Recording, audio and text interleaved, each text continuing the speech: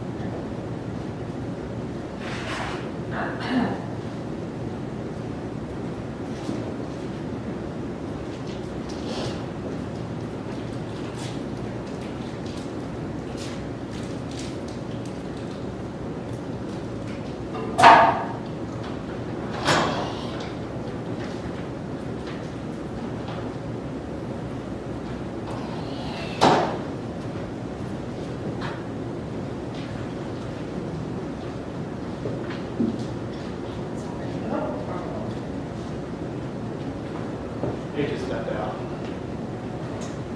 It's funny. Because on Thursday and Friday, the speakers were like, ooh, we go. Before the previous thing. Before the previous one. Yeah. And so then they keep on walking to these rooms. He's like, nobody here. Okay, they've got like 7. And you said enough, they just stepped out. Yeah, I know it's here. All right, well, I did stop. Well, Yes. You know, presence was noted.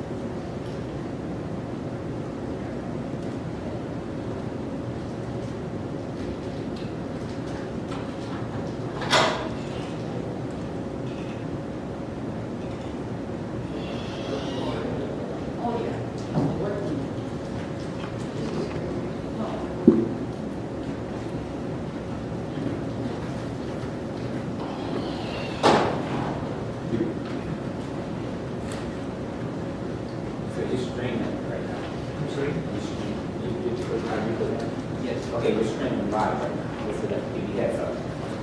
Okay. That means I can't have my meeting presented.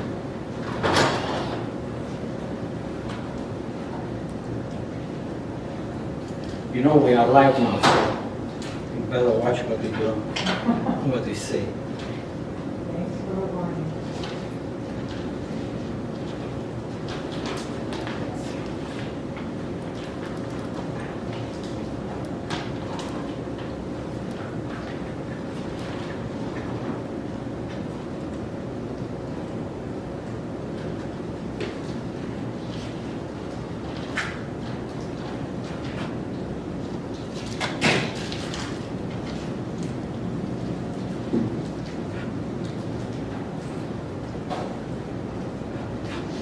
Okay.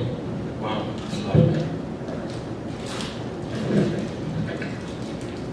Okay. Now wait, turn it down.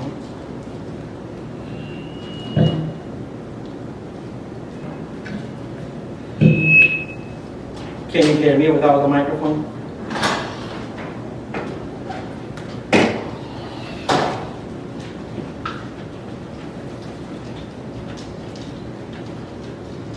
The lavaliers are very hot.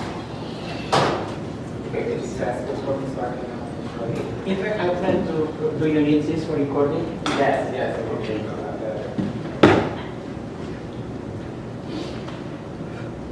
Hello. Hi. It's still on. You talking? Let me put it this way, I'm right. Sure. It's okay now? Talk again. I don't know what to talk about. It's working? Tone?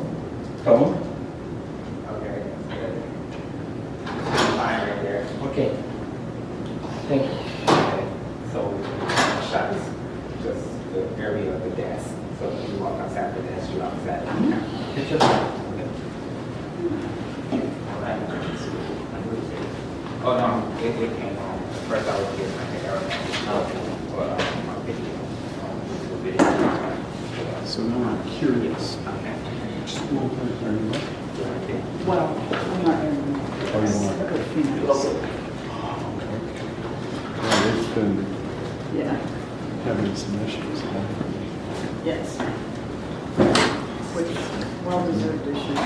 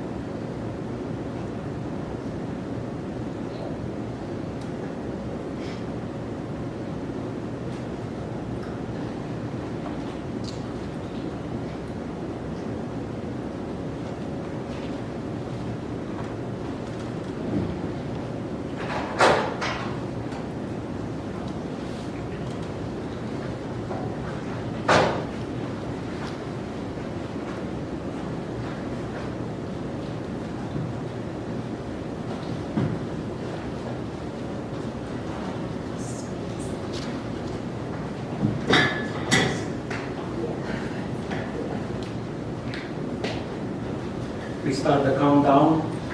49.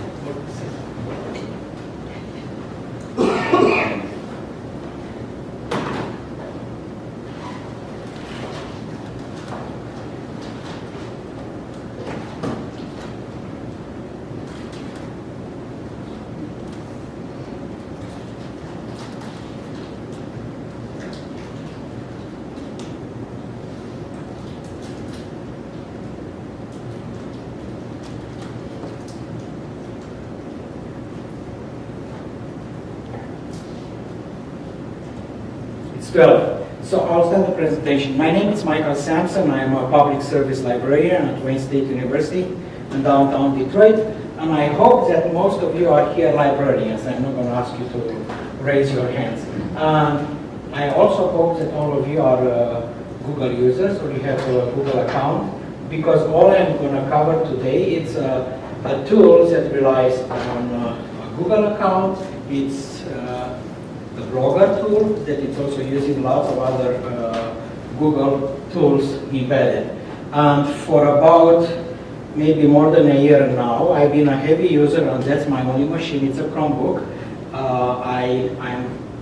I gave up on my Mac and my PCs, and whatever I was used to, or I was able before to do on a PC or on a Mac, I can do the same on a Chromebook, and I'm waiting for Kali to really see how they will push this instrument. It's unbelievable. I have no ways to say how wonderful this environment is, and for those of you not familiar with this, it's one machine. All you do is push a button, and you get into your Google account, and you always have access to the latest operating system. There is no maintenance, no configuration, no upgrades, no licenses, no antivirus to install, and all you have to do is just focus on your work and use all these great Google applications where the integration is just unbelievable, and the system grows on you every day. They enhance and they add new features. At some points I am really annoyed, like with the termination of the Google Reader at the end of this month. Well, there are ways, and I think that they bring always new tools that are better, and they serve you in much nicer ways. So this is my plugin for this session. If you never tried a Chromebook, they also make the Chromebox. I have at work a Chromebox, and I love it. It's connected to my two monitors, and it's great. It looks like an Apple TV. But if you don't get support from your institution, buy on your own. It's $200, and you can get it also at Best Buy now. All Best Buys will carry it. On the top of the line, the Pixels, that it's also touch-based, a combo of Chrome OS and Android. It's about $1,400, but that's the nicest machine that you can get. So right now, I'm going to go back, and I'm going to try to explain what I have today. I would like to cover two things. I have 11 slides.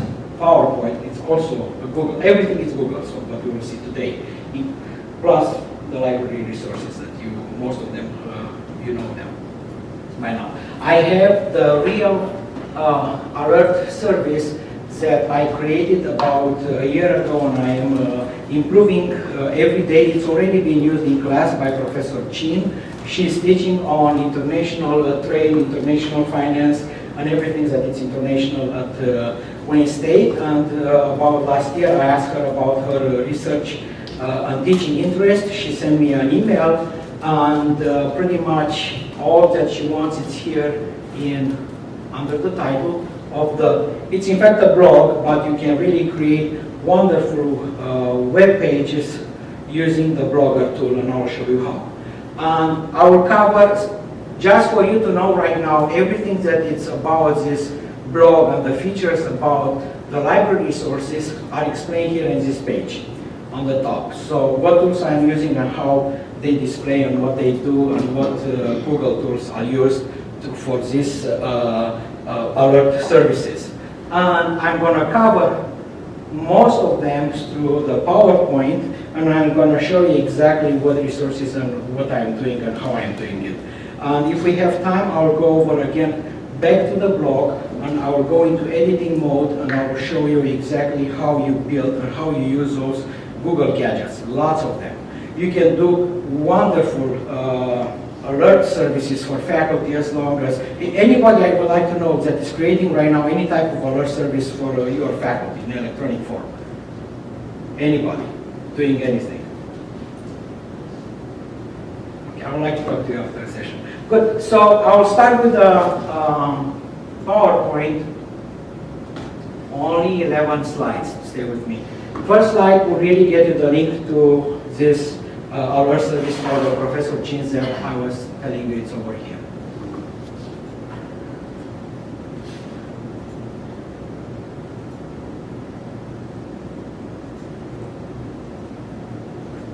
go back to the second slide, so let's see.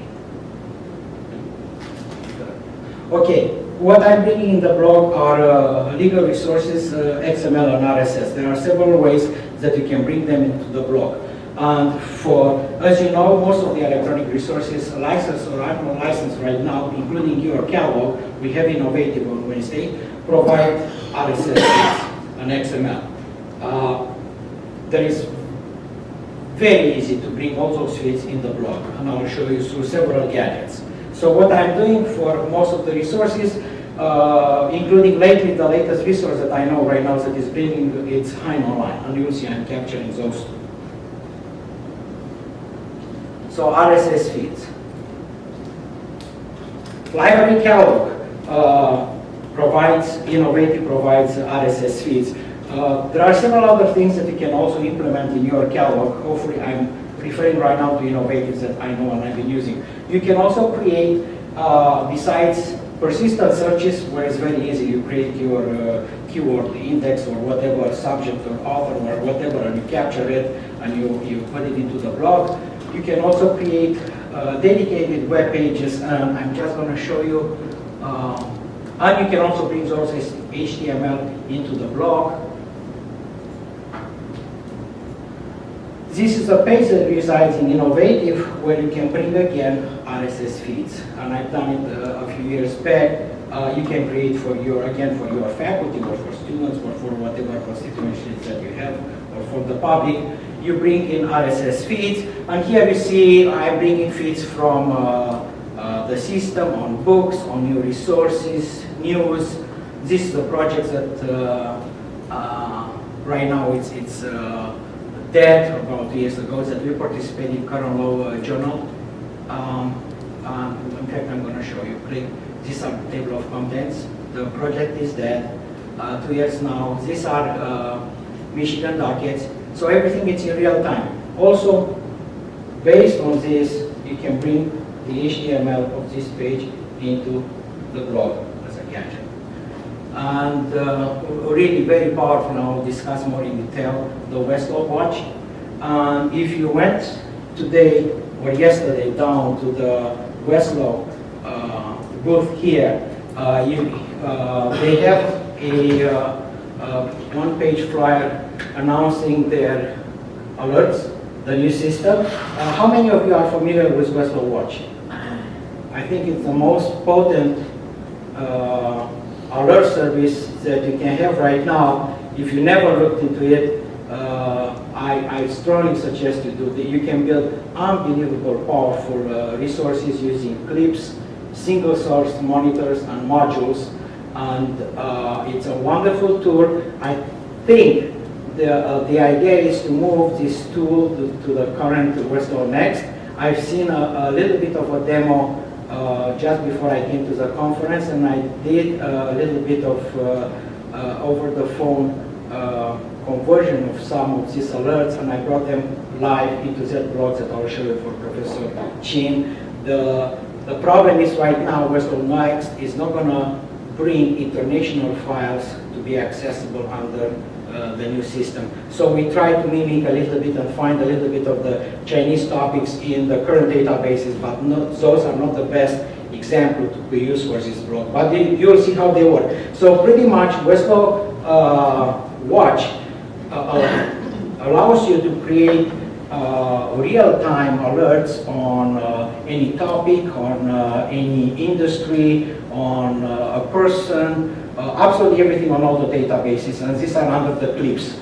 For the single source monitors, you can pick any electronic resource that they have available, and you can display the content of that resource. And in the modules, you can create different things, including a directory module, and this is what you are looking right now here, is a combination of single source monitors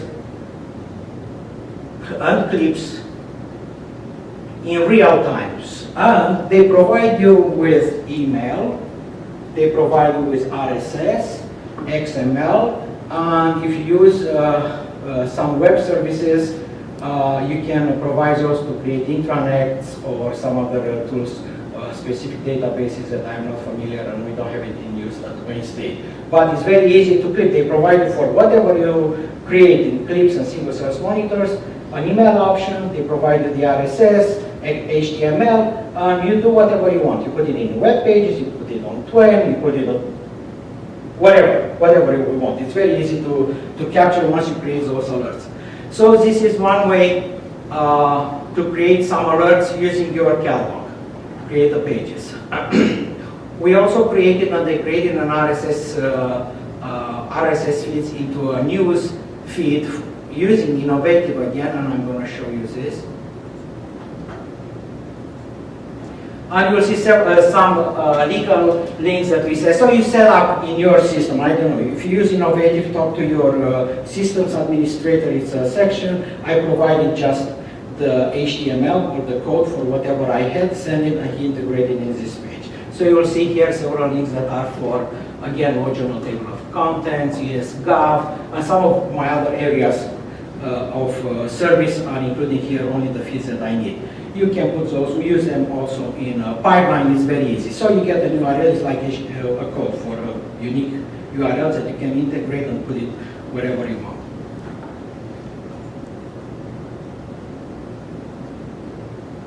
Now, if you look here, just I'm mousing over, you will see on the bottom of the page the unique URL, you see it? Maybe it's not as clear.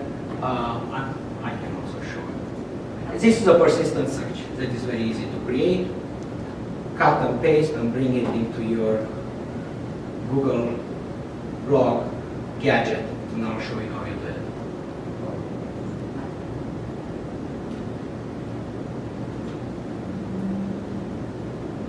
Another way is, we are all familiar with SSRN, RSN. So if there are really authors that really want to really find out whatever they publish at any time in real time, they provide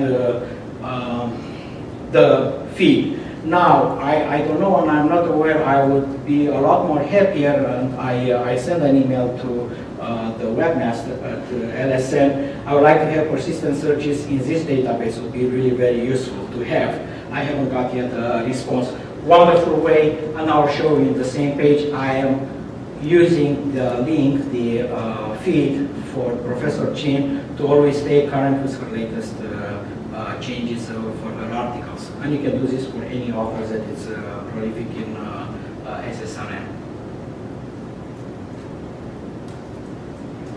Westlaw Watch. This is really powerful, and if you are interested, I can really get you after the presentation to my account in Westlaw Watch, and you will see how great it is. Now you will see the URL for that page where you can combine. It's a module, and everything that you see on this page, it's pulled up from databases in Westlaw in real time. You can subscribe, you can get the RSS feed, so you really can create a nice tool for whoever you want.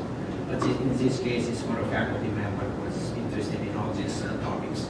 I have right now 3 faculties that really are working with me to create these tools, and I have in Blogger, I created accounts and the blogs for all my liaison. So hopefully this fall I will start working with all of them, and maybe I will get some of my colleagues to be interested in doing this if they want to. So this is the page, and you will see in the blog for Professor Chin, I have here under Westlaw Watch, that's her customized Westlaw Watch. Right now you get in real time, that's why it's taking a few seconds. News on all her topics, what she is interested in.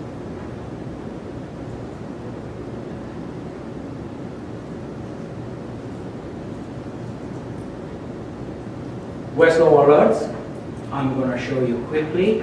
I did two just before I left. This is a preview of the feature. As I said, it's not picking up international databases, but by clicking here, you'll get in real time the alert for Chinese law, whatever it's finding these two keywords is pulling in real time. So this is a new feature that will be available, I guess, this fall.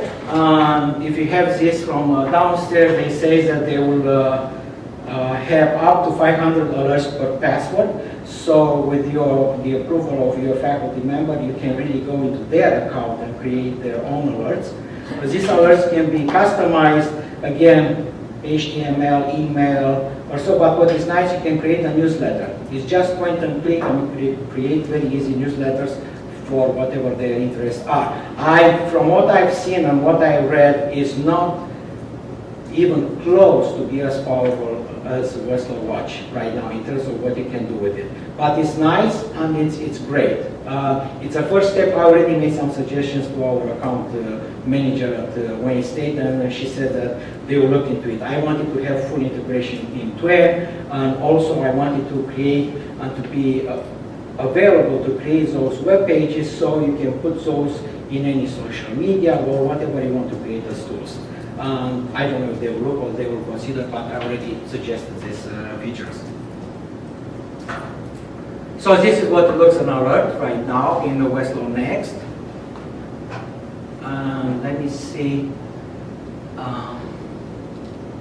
And this is an RSS feed from Westlaw Next. So I brought in just the RSS feed where we looked only for Chinese law. So right now it's pulling in real time the feed. So here you go into the editing mode, and all you have to do when you create and use these gadgets is provide the feed URL. And if you want to change it, you just click and you do a cut and paste of the full URL for that RSS feed. It is that complicated.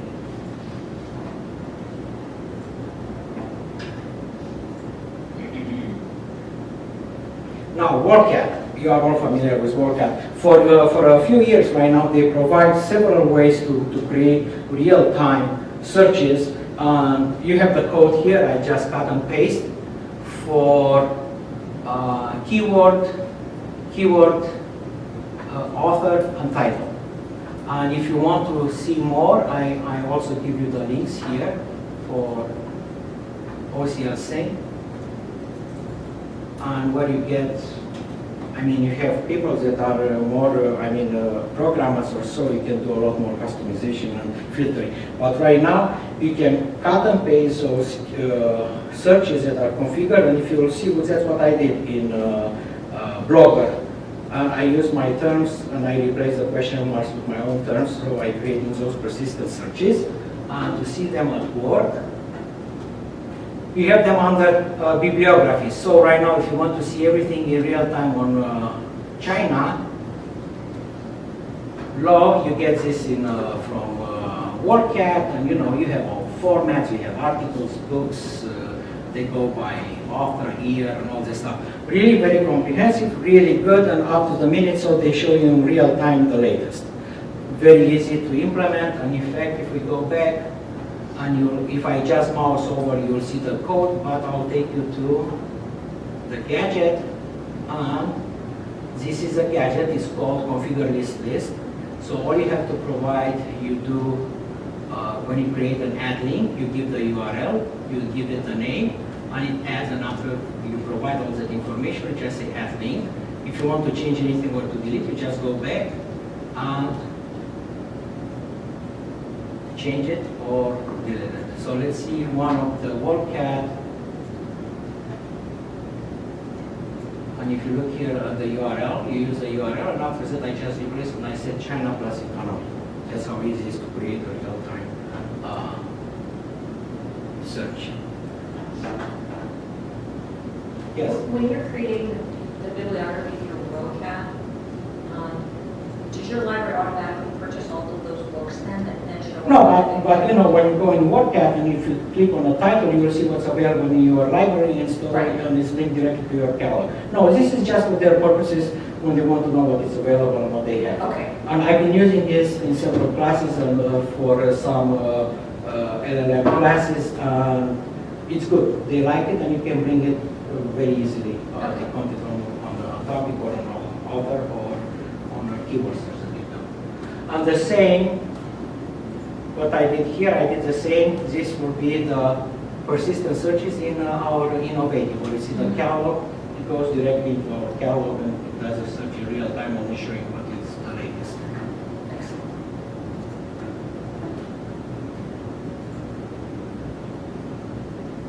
Now, I'm talking right now, and at the end I really hope to have a few minutes to show you all those gadgets. You have thousands that you can bring into the blog and create like a web presence.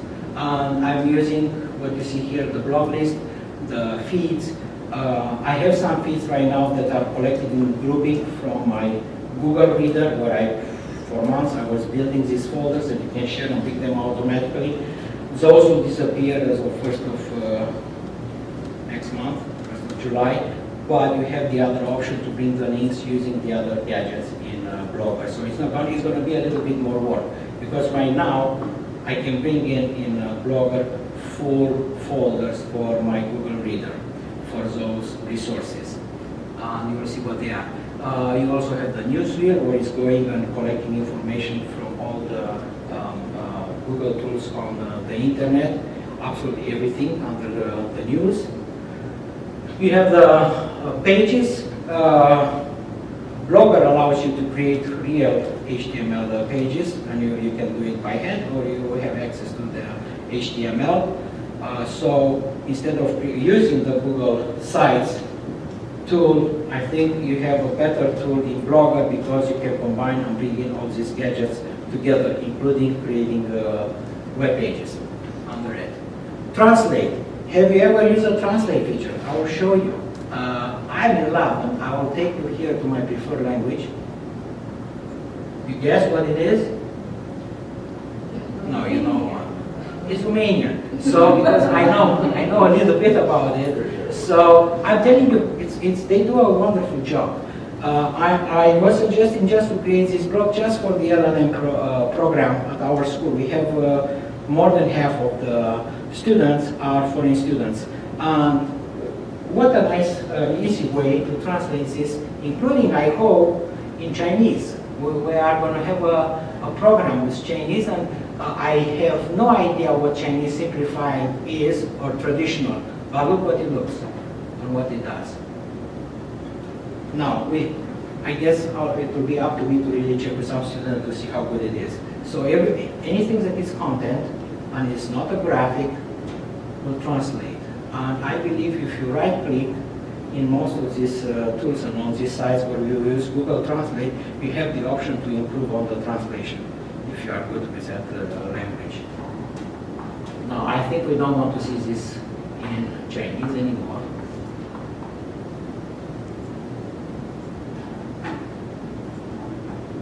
And video bar. You can also bring in everything that is in Google in channels, and you already have established channels. In fact, let me show it to you.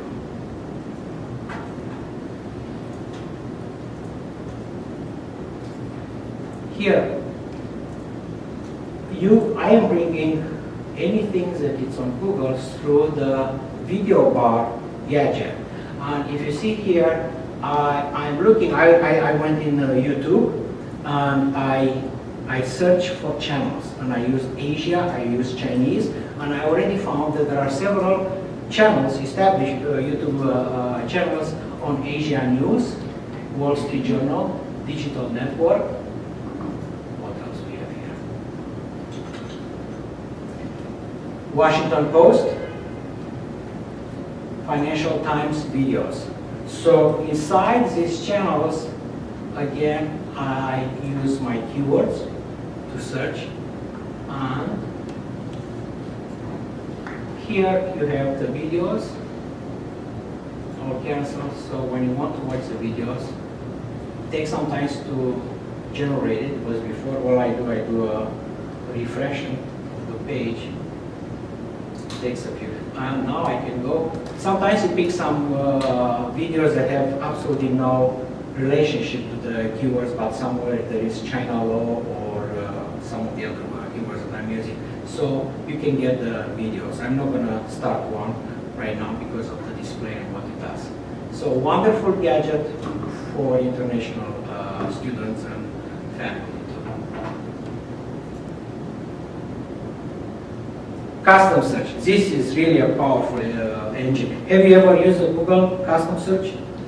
Any of you? It's great. They just keep adding more and more features. So I'm gonna share with you right now some of the, this is what they look and what I have right now under my Google account, including Professor Chin's search. And here I'm gonna take you to her engine. And if you look here, you will see that I describe what it is. And she really said, Michael, I monitor these sites. So she's interested in a BTO, B-Press, SSRN, New York Times, Financial Times. And she said, I really want to get from these publications everything that is in it. So you can customize, you can do a lot in Google custom search engine. And you have lots of ways to filter and to create.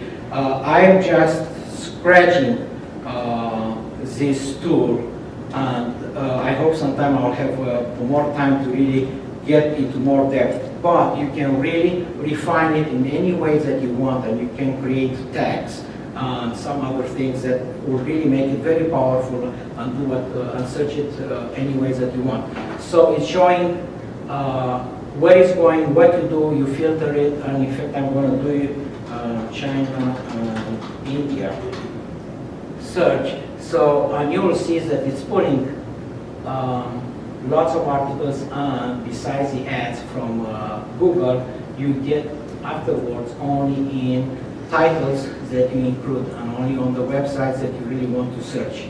So you see Financial Times a lot. I'm going to go here again, 7th page. Financial Times, it looks like most of the news are right now, but you will see Big Press and some of the other resources that you want to include.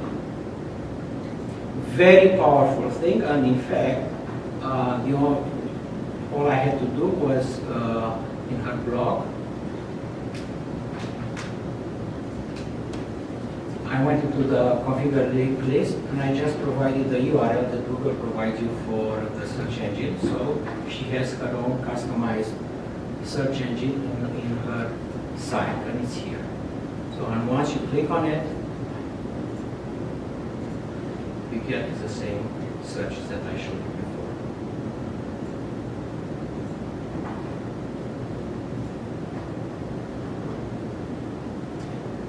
Now, if you want to get fancy and again use Google to collect information from faculty, you can very easily create a form that in fact is a spreadsheet. And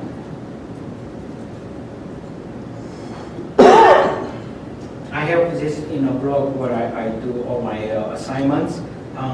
They can go here and fill in this form, and it's coming to me and it's alerting me that there is information. It's a spreadsheet that is telling me who they are, what they do, what their interests are, and this is what I use to really customize the web page that is in fact the blogger entry for their research and teaching interests.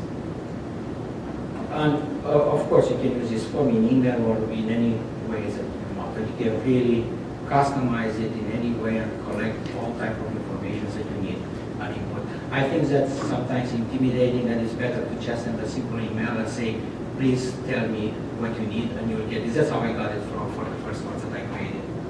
But again, I just wanted to say that you can use Google, get a little bit more sophisticated. Google Author. This is really a nice, in my opinion, tool that you can really bring mostly what is available via Google Scholar. And I wanted to, so these are two links that I have not included in the blog, and I'm going to check with Professor Chin about her return. We can really include in the blog any authors that she's interested in, and we also can include citations. This is mostly for their personal use, to see who is citing and in what way. There are lots of opinions about Citator, but I think it's a tool that gives you some input, and it's relevant in some areas. So for one of our prolific tax professors, I just created an account, and you have to have a Google account, and I'll show you what it does for citations. And really, it's showing you how many times, where, what, when, and you can click on any of those sources linkable, and you find out the resources. And if you have your Google Scholar configured to point to your institution, you get directly links to your resources that are open or licensed. Great tool, and this will be a search in Google Scholar on an author. That will be just an example.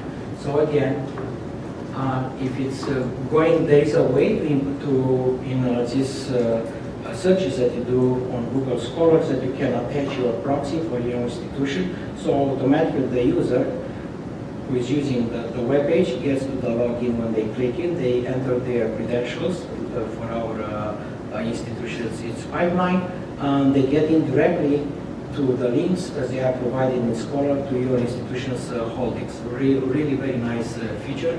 And let's see, did I do anything here with Google Scholar proxy? I did it for several resources, for the BTO from Bloomberg and some other sites here. And let me see if I can do all the Scholar searches here. I brought them in for Google Scholar, and I think that they are done via the proxy, yes. So I will just show you the tool. Let's do an edit. So if you see here, I inserted the URL for the proxy for Wayne State. So automatically, when you click on these links, and I'm going to show you, the user is taken to our catalog. Let's do one. Okay, I enter my credentials because I haven't entered it so far. And you enter it only once per session, as you know. And after that, you're all set.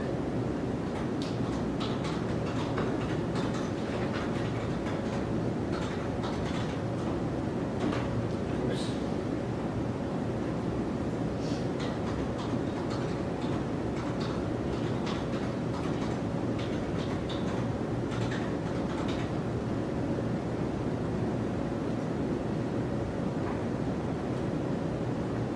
Okay, so as you see here, I'm already authenticating, and it's taking me for any link that finds that it's in our catalog or databases. It will take you directly and you provide the link to that resource. Michael, I have a quick question about the page for Professor Schenk. So have you Yes, that was not a page. That was just a search as an author or for citations for him. And I got his permission to create that account. You have to create the account in Google first. Okay. Really follow some of the fields to fill in order to create that citation. It's really nice. Okay, so you created that just for that professor, but the indices that's on the page, was that something that was already built in, or did you have? No, Google's doing it, but first you have to have an author entry in the Google, and you get that under. If you have an account in Google, you can go in Google Scholar, and you have a section there on top where you say author or citations, and after you fill in, I suppose you have some writings, correct? If it's you, right. And you have writings, yes, you'll find any reference to your articles using this feature, the Google Author. It's very powerful. I would think a lot of faculty would like to see that. Would be great. I talked to several people, and they said, "Oh no, it's not reliable or not." But I think it's a good tool. And I even at this conference, I heard more and more of other reference librarians pointing as a first point, pointing people to Google Scholar and not to our specialized resources. And it was an encouragement for me to hear that some of this is a practice. So far, that's a practice of mine too. I always go first to Google Scholar when I have anything that it's research and when I'm on the reference desk. And it's pretty good. And you will see that in fact, in Google Scholar, you will see that it's indexing and it's going to BitPress, it's going to Time Online, it's going to SSRM, and why not? And when you have it configured to go to your institution, it's a wonderful tool to take you from global to local, I call it.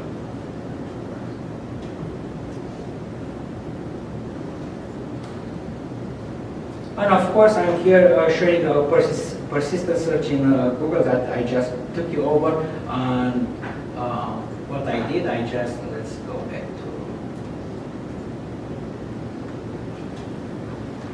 You can bring any persistent search in Google Scholar, and you can really attach the proxy for your institution if you have access to it using this simple configure linked list. And I guess that's about it in the PowerPoint. So right now, if you have questions, I can really take you to any specific areas. If you see here, everything that is on this bottom page, second, are customized RSS feeds that I picked, like for Big Press, from World Trade, Law News. For some of this, I really created RSS feeds. There are several tools. So when a resource is not giving you, doesn't provide you with RSS feeds, there are a lot of internet tools that will really allow you to create an RSS feed from that page. I'm not going to go over that one. You just do a research on the internet and you'll find. So for most of this World Trade Law News, I will say more than half of this, they provide the feeds, and for some of the others, I created my own. So you have lots of entries here from the WTO dispute docs, DSCs. That's, I don't know what it stands for. One of the areas of world trade, economic and international law policy, scholarship, and all this. These are feeds that will take you to those specific sections. And if you see here, 2 weeks ago, 1 day ago, so really 12 hours ago, it's giving you real time, it's pulling, you don't have to do anything. I guess at some point there is some maintenance if some of those resources change in any way, and you'll be alerted by, there is no tool that I know right now, like in a web page to alert you of the changes in this size when they are not wrong.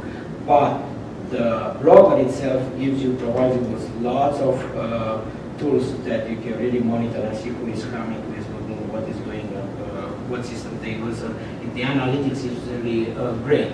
On the right side, as I said, the latest resource to announce implementation of RSS feeds is Hein Online, and I just pulled for those resources that are on Asian journal. I looked at Hein, what the Asian journals are, and I went in and grabbed the URLs for those resources. And if you look here, these are the journals that Professor Chin, she told me that she's interested. So I pulled the New York Times feed, the Washington Post, Wall Street Journal, Financial Times Asia, and very, very, very easy. All I did is just pull those feeds, and I use this tool in configure blog list.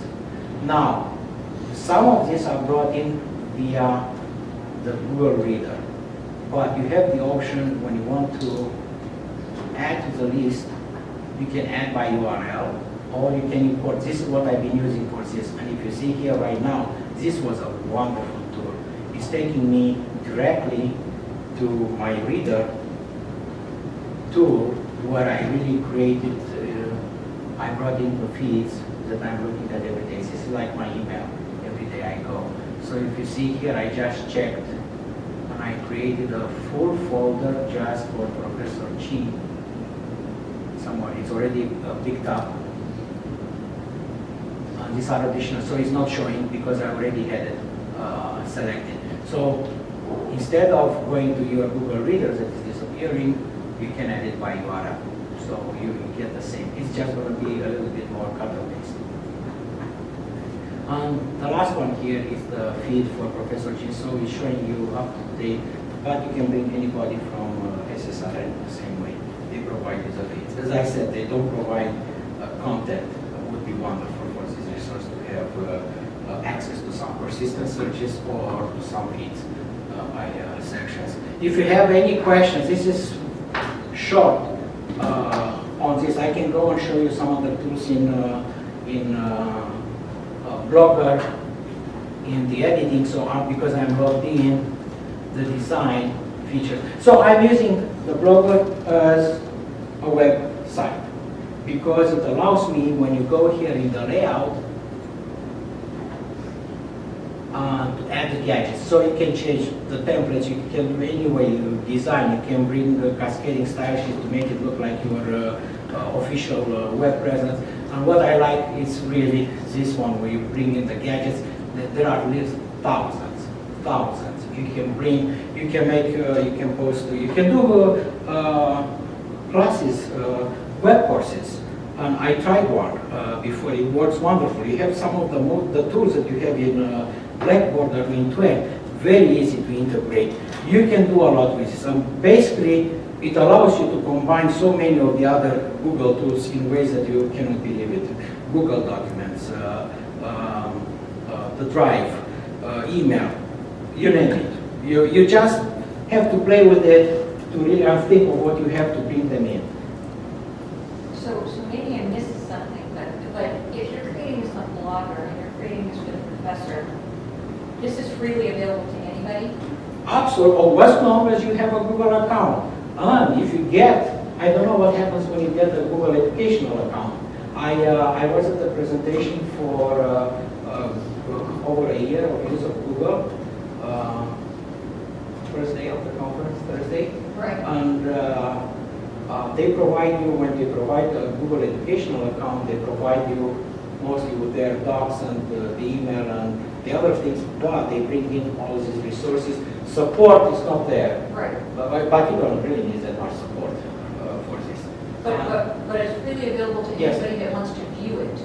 Oh, absolutely. Oh, and you can, yes, it's available to everybody, and you can customize it, you can limit it, you can create totally protected sites just for people that you want. If you want to create a website or a presence in blog to be like a class, you can limit only to people who you want to limit. You can really add people to contribute to it. If you have what you call a graphical user interface, like to website creations that only webmasters had 15 years ago. Very easy, very intuitive. All you have to do is spend a few.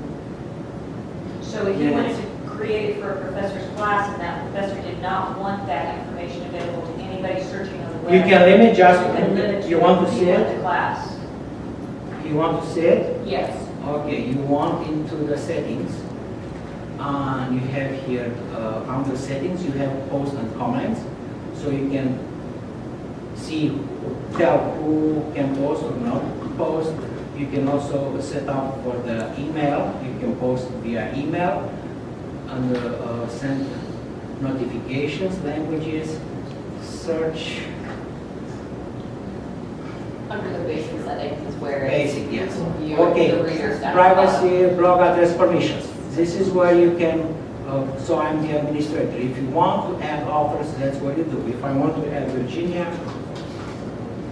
I can do. And mostly if you have, they already have a Google account. So it's going back to your Google contacts and you can add anybody to participate, you can give them. So collaboration, and this is what is great about the Google tools. Collaboration is fantastic. It's really taking you to unprecedented levels. I was only going to suggest, is this similar, or ask, is this similar to Google Sites? Yeah, that's an option. That site is really a very powerful tool to create a web presence, to create Right. web pages. And into those, you can integrate the blogger and all the others. It's really nice. I use sites, and I prefer for just of the things that I am doing with these gadgets that already made was easier. I was just playing with the blog, and I said, oh. And when I'm going through the features, what I do when I have a new tool, I go through each and every feature and I'm looking what it's doing and how you can use it. Always I think what I have and what I can do with this. That came just as playing with it, and I said, oh, I can use a blogger to really create presentations. Today's presentation, I created a blog entry, and let me take you to all the blogs in my account.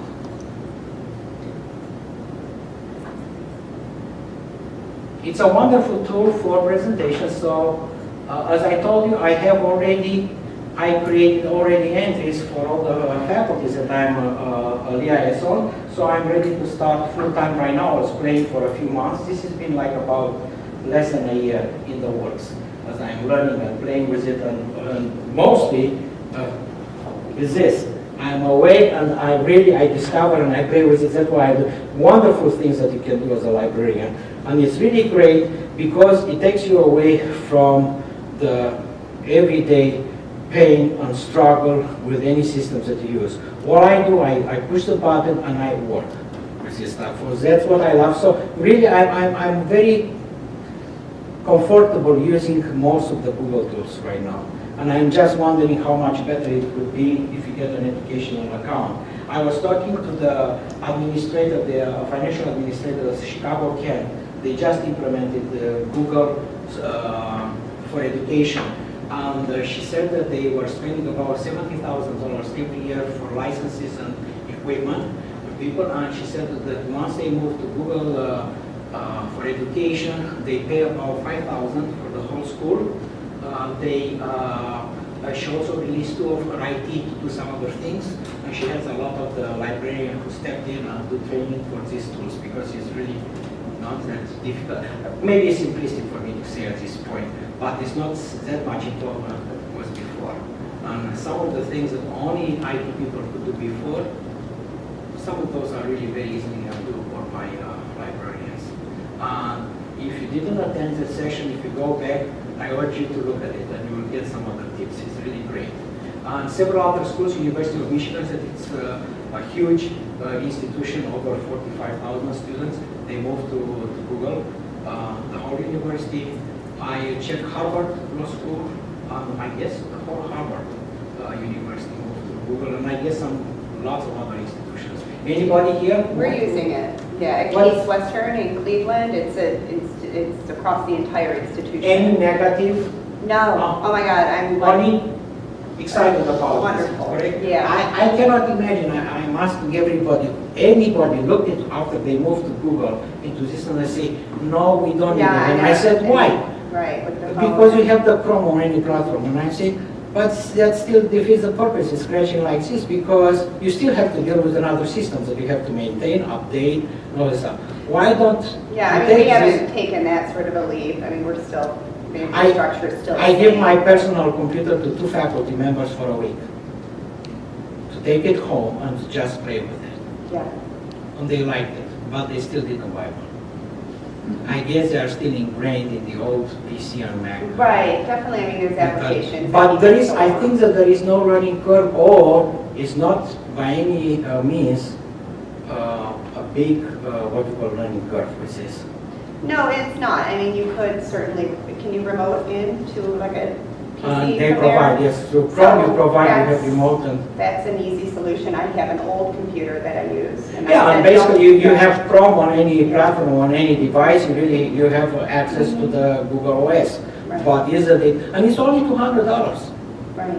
How much more it costs to buy a PC or a laptop for anybody, for staff or for faculty? Yeah, I think our IT director is doing that. I have a question. Can you talk a little bit about the kind of feedback you've gotten from the faculty from when you created the... I personally use this blog to Professor Chin, several of her classes for students. She likes it. She also thinks that it's very complicated. But the point is not to have them do it. We can do it for them, or we can teach their research assistants to do it. And I'm really very excited about this new tool coming from Westlaw, the alerts, because they allow about 500. With Westlaw Watch right now, I'm limited. I already reached the limit. It's 20 something or so entries that I have. But with the new Westlaw Next, you have the ability to create a lot more. And I think that this is a product that is going to evolve. And I'm going to make sure that I'm going to get involved a little as much as I can as a librarian for some input, because I was showing, and they took my Westlaw Watch to the conference that they just had last week, and our account they said they couldn't, they liked what they've seen, what you can do. Librarians were not, I mean, I've been to many programs and conferences, they don't even know what to do. I'm asking their reps about Westlaw Watch and they don't know about it. it's great. It's good, so you can really create customizable services. Faculty, of course, this is a little bit, for us that we do it every day, it's easy, and I think it will be easy to implement these tools or to teach your research assistants how to do it. And if you have a chance and you work a little bit on this, you will see that there's nothing really fancy here. It's just cut and paste of all traditional things that we have.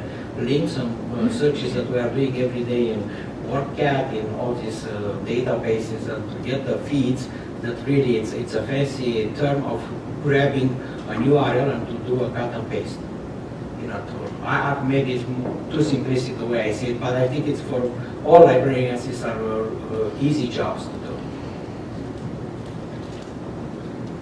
So I know you set up the page for the professor for her class, but have you had faculty that want the feeds and you just set them up in a feed reader for them instead of No. doing a page? I was doing, as I was experimenting, I happen to like the Google Reader in a way that I can make all my work. It's based on because from the reader, as you know, you can post to blogs, you can email, you can grab it, you do so many things with it. For me, that was really a stab in my heart when I heard that the Google Reader, it's going away. But I'm looking right now at Google Plus and some of the other tools that they have, and it's really, you can create and bring in more tools. The problem is that you get used to a tool, you really think that I was ready to go full-blown speed with this when the announcement came a month or so ago, because I was planning to really create most of this build up in Reader, and after that point to it in the blog. Now this is going to go away, but I guess there are still ways you can do one by one. Well, ideally, not too many links that you have Isn't to create. Feedly going to work in Chrome? Feedly, I installed it, it's ready. I'm not going until the end of the month when I'm going to download all It's my... easy. I think Take the jump. and I will do, and I will look at maybe, in fact, in a way, change is good too, because you learn of new ways, and you always, I would say that what they say that necessity is the mother of invention. Whenever I stumble with something, I rediscover myself, and I find new ways to do all things. And I'm always looking for easier way to bring in what we have, and I think that we are at the point in our work where we can create really wonderful alert services for our constituencies. Maybe I don't pronounce it well right now, constituents. Anyway, that's all I have to share with you today, and hopefully if you have any questions you can ask. Very easy. I strongly recommend this tool, as I do recommend. I'm amazed of how many people, how many tools they use. They go to Dropbox, they go to Twitter, they go to... I'm looking at this one tool where you have all this together. And the collaboration and the integration, it's as good as it is in a client-based Windows environment, where they talk to each other and they say, you take this to a much superior level on the web, and in seconds you can share with people, collaborate on any tools. Plus, whenever you don't have a connection, all those tools are available offline, and they just get better and better. And I think I could talk maybe for 10 sessions on just how wonderful all these Google tools integrate and the kind of things that you can do for your daily job, just using this. I wish I would have more time to spend with people to show and to share, because once they see it, I show students, our law students who work at the circulation desk, and I see how easy it is to create any announcement. You just make any document you publish on the web. You just turn in a click and you say, I want to share with everybody. And you lots of ways to really be a publisher on the internet and to share information with lots of people. I'm not looking at all the other issues with, safety and ethics and all the other stuff. I'm looking just at simplistic, really creating the kind of tools that people will need every day to do their job. And this is one great thing to really create alert services, I think, for faculty. Once they say, I need this, this, this, and this. I want to have all this information in one place in real time. Maybe there are so many other ways that you can do it. I just show my way that I really enjoy it, and I hope I'll bring to their attention. I don't think that everybody is going to look into it, but we still have to do the liaison why not collect all this information and say, hey, you already have this one, if you want to use it, it's good, if not, we still have to do it. So I have them ready.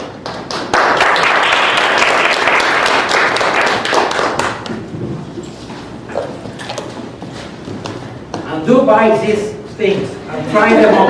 $200. No, this is the Acer, that's the cheapest. Oh, okay. It's Ethernet and hard drive. The other one I may have been pushing that.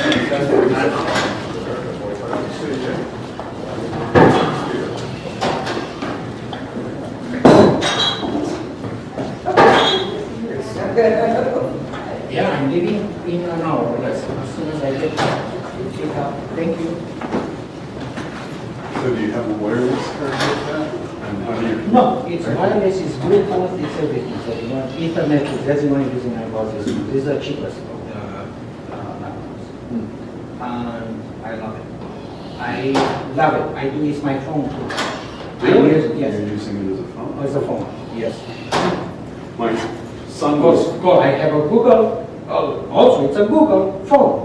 And that it's I could do a presentation just on that one. It's wonderful. I do all my international, local, all the stuff. And I receive, not like a phone, I receive it as email or translated as text to, as voice to text. I love it. My son was trying to convince me to get one for my mother, who's 90 years old and knows nothing about computers. And he said the Chromebook would be good for her. I tell all my friends, and they already buy for their parents and my parents, and I said they are desperate. Some of them, they have to go periodically in a fix and reinstall and reconfigure. And I said, try them a Chromebook. Spend some time to show them how to go around, because mostly what they do, they look on the internet, they play some games, and they do. How long have you had your Acer for? Which one? The Acer. The Acer, I had it from the first days that it was released. I bought it. I also bought a Chromebook. So for over I gave it to, yeah, since they launched it, and I bought the days that it was first launched. How's the the battery Chromebooks. life? 6 hours. Okay, so that's good. Yeah, and I'm telling you. And right now they integrate your documents with your email and with the internet and searches, so you have access to whatever you want to do and whatever. Very good. Thank you very much for the presentation. I'm not the best organized, but It worked out very well. I thought it was very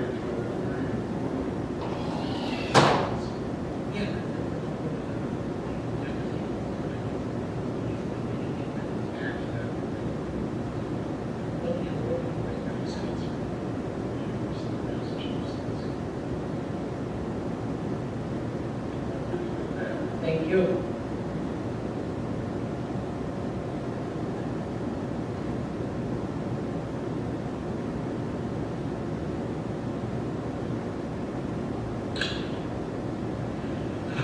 Oops.